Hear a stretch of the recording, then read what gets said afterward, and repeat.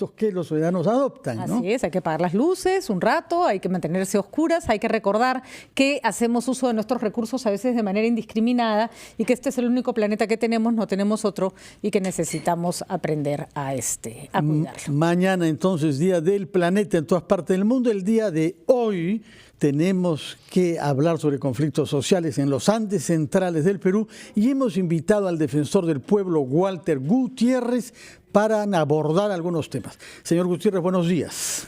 Fernando, Patricia, buenos días. Hay una entrevista suya en Gestión de Hoy, en donde hace críticas al Estado, porque le atribuye usted desde el título el no haber entendido el rol que le correspondía, particularmente habiendo prolongado el estado de emergencia en un tiempo desmedido. Hace críticas a la empresa minera, a la que le reprocha no haber entendido el impacto ambiental que iba a producir cambiar el sistema de transporte del mineroducto a los camiones. Y formula críticas también contra la Fiscalía, porque usted sostiene que no hay una suficiente fundamentación judicial de la detención autorizada del presidente de la comunidad de Fuerabamba. Comencemos por este tercer punto, que como sabemos es el más conflictivo. ¿Ha leído usted el documento fiscal? ¿Por qué es que afirma que no está suficientemente fundamentada la detención preliminar de Gregorio Rojas? Sí, es un tema recurrente en la Defensoría, porque además nosotros también formamos parte de la comisión especial que va a designar a los integrantes de la Junta Nacional de Justicia. Recuerdo mucho uno de sus editoriales cuando usted plantea que todos los problemas empiezan y terminan en la justicia. Este es uno de ellos también, en parte por lo menos. Mire usted, nosotros nos pronunciamos en contra de la detención del menor infractor. Recuerda el menor de 15 años que disparó en una situación accidental porque no estaba debidamente motivada esa resolución. También el caso del policía, que en Piura, recuerde usted, también avalió a un delincuente que estaba... Elvis Miranda, sí. Muy bien. Entonces, y no ha sido una, sino muchas veces en las que la Defensoría ha dicho que es fundamental que se respeten los estándares del Tribunal Constitucional y de la Corte Interamericana respecto a la privación de libertad. Bueno, esta resolución carece de motivación, no cumple cuando menos 2 de los estándares y nosotros consideramos que es una detención que no está motivada. No estamos diciendo con esto que no se investigue, no estamos exculpando tampoco a los dirigentes y mucho menos a los abogados. Y dicho sea de paso, nosotros no nos pronunciamos sobre el caso de los abogados, sino puntualmente el caso del dirigente. Entonces, esto tiene que ver justamente con la debilidad institucional porque no seguimos estándares o patrones en materia de detención. Pero ese no es el único problema en este caso, en el caso del conflicto, porque también tenemos el hecho de que el Estado no ha entendido su papel. Y ojo que subrayo la palabra Estado, no me refiero al gobierno, porque yo creo que este gabinete tiene una enorme oportunidad de cambiar la mirada que el Estado, sucesivos gobiernos han tenido respecto de la relación que se generan en los proyectos de inversión minera o en los proyectos mineros. Se ha escuchado decir más de una vez, estos son temas entre privados. Eso no es verdad. Y déjenme explicar por qué no es verdad. En este momento está tomada una carretera. Se afecta el libre tránsito, se afecta la seguridad de los ciudadanos. Incluso ayer el ministro de Economía ha dicho que esto podría afectar un punto del PBI. Un punto del PBI es 2.600 millones de soles. Este proyecto tiene un horizonte en su primera etapa de 18 años y tiene reservas mucho mayores a 18 años. Eso en dinero significa entre 45.000 y 50.000 millones de dólares. Eso es lo que significa. Entonces, no me pueden decir que el acuerdo que hay entre la empresa y las comunidades es un tema entre particulares. Será un asunto, una relación jurídica entre particulares, pero que tiene un impacto público. Como el propio ministro ha dicho, puede llegar a tener un impacto en la economía del país. Por eso el Estado tiene que participar. ¿Por qué las comunidades caen en manos de abogados oportunistas? Porque las empresas tienen abogados, porque el Estado tiene sus abogados o puede contratar abogados, pero sin embargo los comuneros no tienen abogados. Ellos están en una situación de desigualdad y por lo tanto el Estado tiene que buscar la manera de darle la oportunidad, una posibilidad de un grupo de abogados para que ellos puedan contratar. No imponerle a los abogados, pero sí darles esa posibilidad. Esto es solo un ejemplo de cómo es que no se entiende este tema. No es un tema menor, es una relación jurídica entre particulares, pero con un impacto social. Es como cuando se dice, no, este es un peaje. Sí, pero ese peaje tiene que ver con un derecho fundamental y el Estado no puede huir de su responsabilidad, hurtar el cuerpo de su responsabilidad. Tiene que participar porque estos son temas particulares que tienen un impacto en la sociedad. Hay ya un capítulo en el sistema universal de derechos humanos que habla de empresa y derechos humanos, que tiene que ver justamente con lo que estamos hablando. Ahora, ahí quería hacerle una pregunta porque hay varios aspectos que son realmente preocupantes. Esta asimetría es uno de ellos.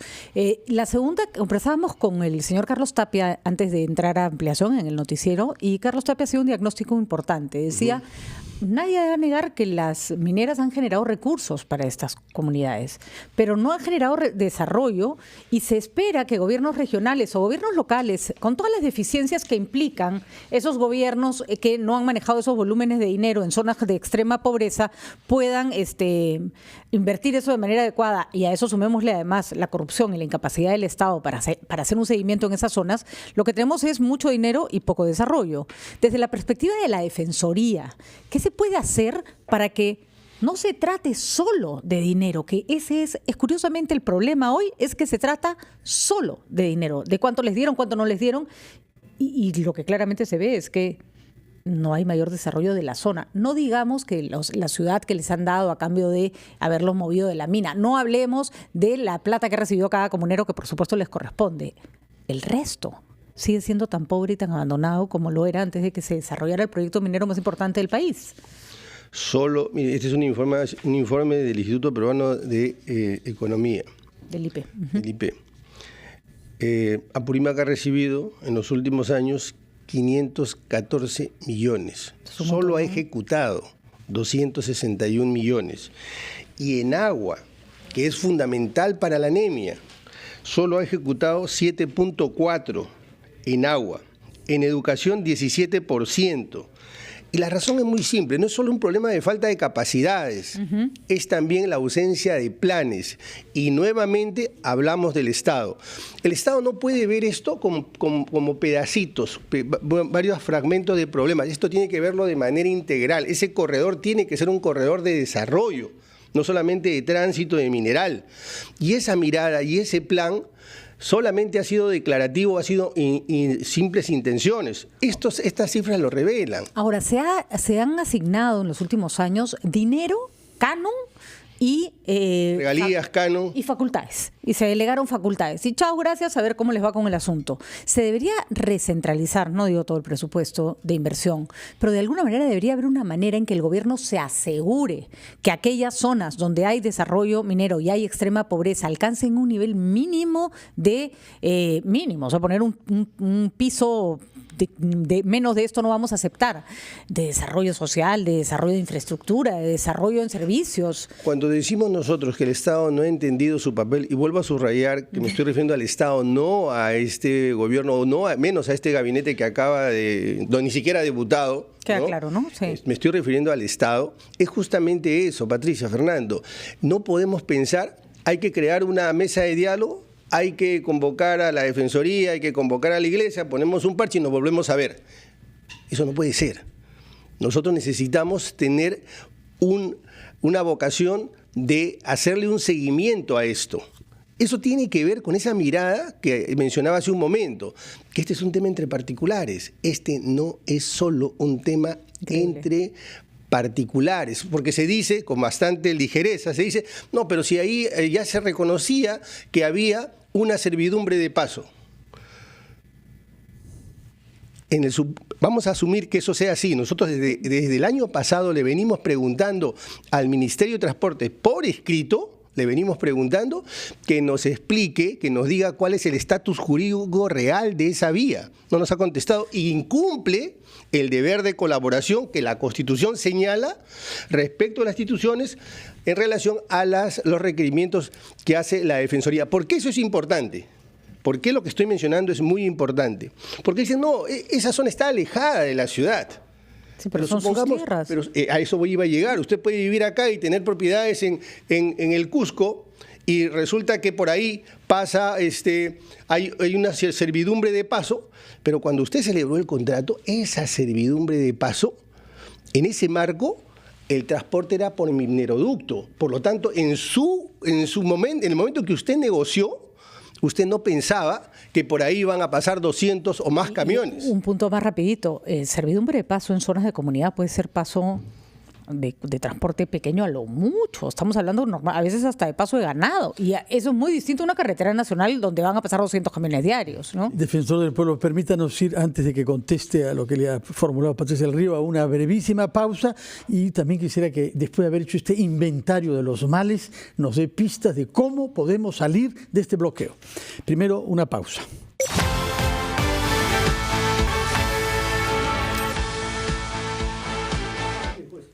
Son las 8:19 de la mañana, estamos entrevistando al defensor del pueblo, doctor Walter Gutiérrez, a propósito del conflicto de las Bambas. Como sabemos, esto comenzó en torno al derecho de paso y a la carretera nacional en la que se convirtió esta vía que lleva productos desde la sierra de Apurímac hasta el puerto de Matarani en Arequipa. ¿Qué se puede decir sobre ese derecho a que haya una carretera nacional en un terreno comunitario que no es ancestral, que le fue dado como compensación a quienes debían salir de Fuerabamba en Apurímac? Bueno, como hemos señalado en nuestro comunicado y como también en alguna entrevista de Diario Gestión, me parece, nosotros estamos indicando lo siguiente. Si bien es cierto, es probable que ahí existiera una servidumbre de paso y que eso sea incluso una carga que ya venía en el momento en que se transfiere la propiedad y que por lo tanto, al de ser un derecho real, también se transfiere, hay que tener en cuenta que en el momento en que las partes convinieron esa transferencia, la modalidad de transporte del proyecto era el mineroducto. Por lo tanto, si usted me está transfiriendo esa propiedad, yo asumo que no es que por ahí necesariamente vaya a transitar los minerales. Pero luego se ha cambiado el proyecto y se está transportando por vía terrestre. Yo no digo que esto sea ilegal, pero sí cambia la base del acuerdo, las premisas sobre las cuales las partes se sentaron. Y en el derecho, eso se llama, si cambia la base del acuerdo, del acto jurídico, los términos del acto, esto es del contrato, también pueden cambiar. De manera que hay base para estos reclamos, estas negociaciones. Eso en relación a esta servidumbre de paso y la necesidad de que el Ministerio de Transportes determine, responda a la Defensoría cuál es el verdadero estatus jurídico y las implicancias que eso significa. Pero ahora estamos en un punto álgido y hay que salir de esta situación, no con vocación de coyuntura, sino con una vocación, digamos, de solución permanente. Y en ese sentido nos parece positivo que la Iglesia haya manifestado, haya expresado su vocación de participar.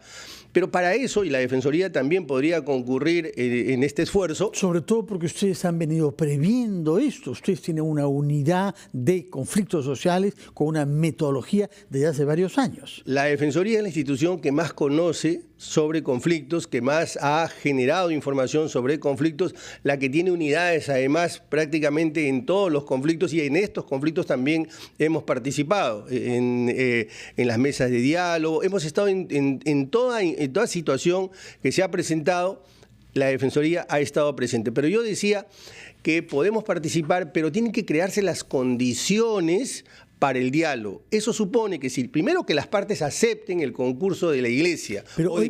Pero sabemos, a propósito de las condiciones, que hay una exigencia planteada por la comunidad de Fuerabamba, es la liberación de su presidente. Usted ha dicho ahora que la fundamentación jurídica de esa detención le parece insuficiente. Sí, no está debidamente motivada, ni siquiera menciona cuál sería el peligro de fuga, porque ese es uno de los requisitos, ni siquiera se ocupa de ese tema.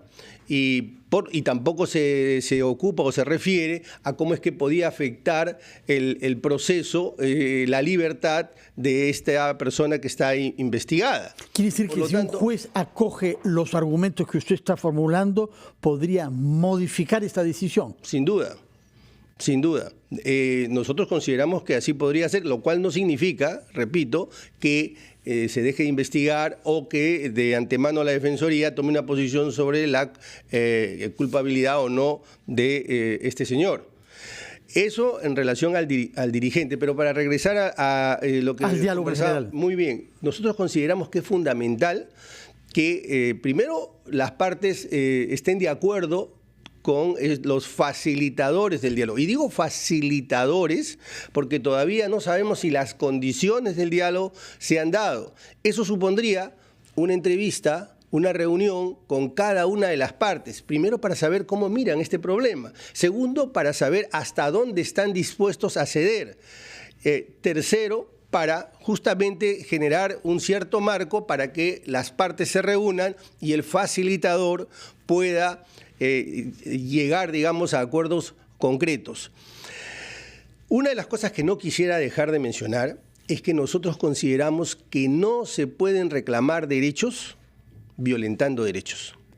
No se puede apelar a la violencia para reclamar derechos. En el preciso instante en que usted apela a la violencia, deslegitima su reclamo. Totalmente. Como bloquear carreteras. Como bloquear carreteras. Lo dijimos con ocasión de la huelga magisterial nosotros. De manera que esto tampoco es nuevo. La Defensoría viene actuando recurrente y reiteradamente. Mire, este es un informe de diciembre del 2016, donde la Defensoría ya se pronunciaba sobre todos estos problemas, o por lo menos gran parte de estos problemas. Ahí hay un punto importante, porque ustedes hablan de las modificaciones que se le han hecho al contrato o a las condiciones iniciales del proyecto de Las Bambas. Es absolutamente lógico que un proyecto de esta envergadura en algún momento vaya a sufrir cambios en el camino por N razones ambientales, económicas, se encuentran con, no sé, pues, después encontrarte desde un yacimiento mineral hasta un tema arqueológico, ¿no? El problema es cómo se hacen esos cambios, porque son múltiples. En el caso de la minera, del caso de Las Bambas, hay varios, por lo menos unos 10 cambios que se han hecho sobre el estudio de impacto ambiental inicial. 7. ¿Quién? Y informes técnicos. Y los informes técnicos son al pasto, efectivamente, que terminan cambiando las condiciones. ¿Cuál es la posición que se hace en ese caso con respecto a la comunidad? Porque normalmente el que aprueba, el que tiene que aprobar esos cambios es el Estado, es el gobierno. Sin embargo, las comunidades se enteran, son conscientes de lo que va a pasar, se les pregunta. Lo que usted dice, Patricia, es de suma importancia. Ya está recogido, alojado en este informe. Ya está. O sea, no es que la Defensoría ayer, quizá en una semana, hace un mes, ha informado sobre esto. Esto le viene haciendo un seguimiento desde hace años.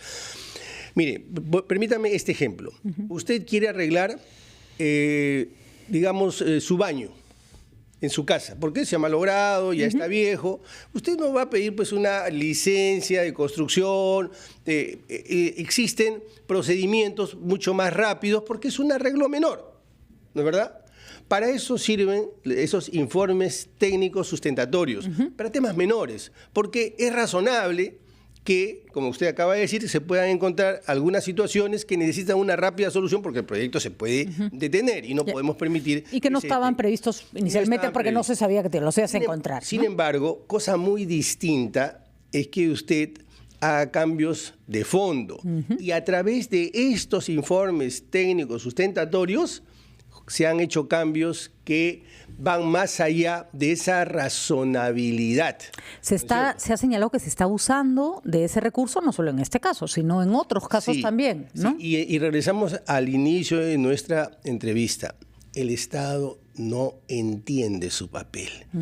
El Estado, si quiere promover inversiones, tiene que dar seguridad y predictibilidad y tiene que cumplir su rol regulatorio y supervisor. Regulatorio no significa solo dar normas, sino ir regulando cómo se desarrolla ese proyecto. No se puede ausentar hurtar el cuerpo a esa responsabilidad.